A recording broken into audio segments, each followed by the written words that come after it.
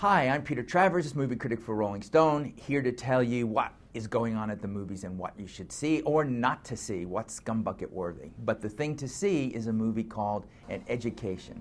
It stars Carey Mulligan, a name you don't know much about, but who you'll be hearing about all through fall and winter right up to the Academy Awards, where I'd like to predict now she is the one to beat for Best Actress. This is wonderful when somebody 23, 24 years old comes out of nowhere and does it.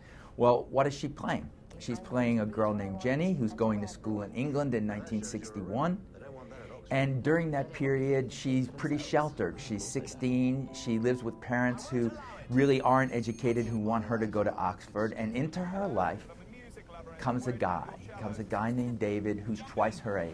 All right, we have to stop right here because the whole world now is about Roman Polanski. It's all about Roman Polanski being extradited or maybe extradited to come for a case 30 years ago where he allegedly gave a quaalude to a 13-year-old, had his way with her, and then ran away from the United States and went to live in France and Switzerland.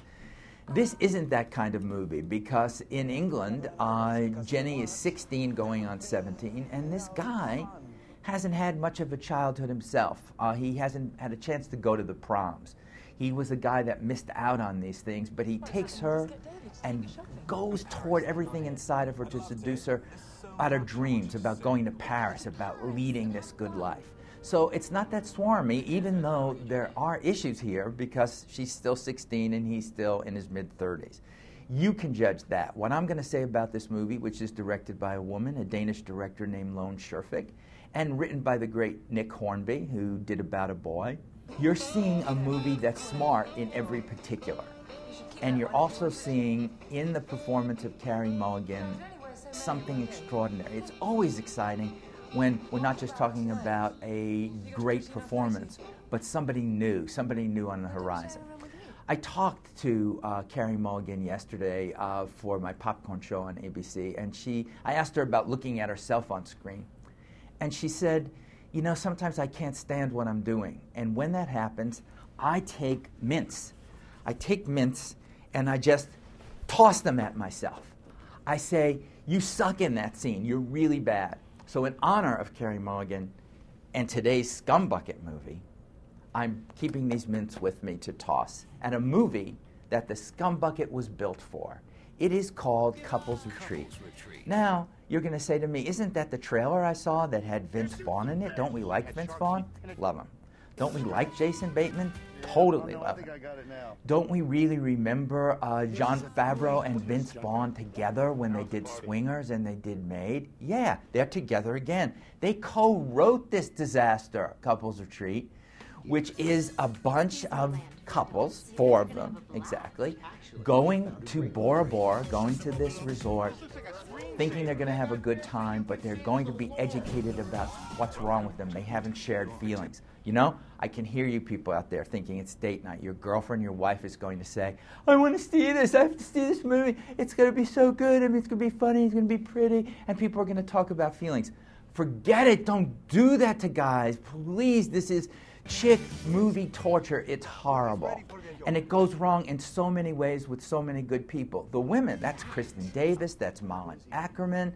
That's like, I mean, you're seeing really talented people wasted on the screen. Let me just give examples while I have the mints in my hand, okay? Mint number 1, Vince Vaughn and Malin Ackerman have 2 kids, and they go to the hardware store in the beginning before they leave to Bora Bora, and the kid sees the toilet there and pees in it, people. Pees in it. Oh, sorry. Can't stand it. At the end of the movie, I'm giving away a big surprise here. The kid goes back to that hardware store and poops in it. He poops in it, people. That gets a major mint. Jon Favreau, who should know better, he's the director of Iron Man. In this one, he does a scene where he's getting no sex from Kristen Davis's wife.